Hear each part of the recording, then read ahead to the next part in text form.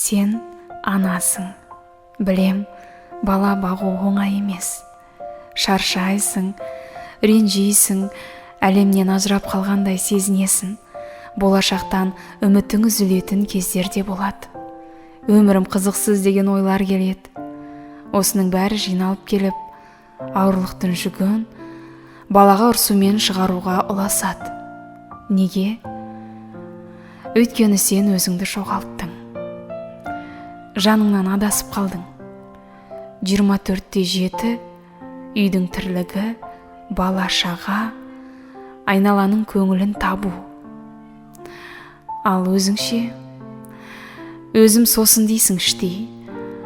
Бірақ сенің сосының дәл қазір саған, сенің жақындарыңа зардабын тигізіп жатқанын білмейсің.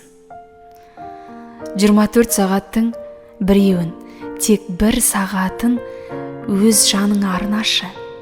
Телефонсыз, тек сен, өзіңмен өзің. Іштегі жаның саған хат жазсын. Не айтқысы келеді екен? Не ұнатады? Нені қалайды? Өзгеге жасаған қамқорлықты ең алдымен өзіңе жасап үйрен.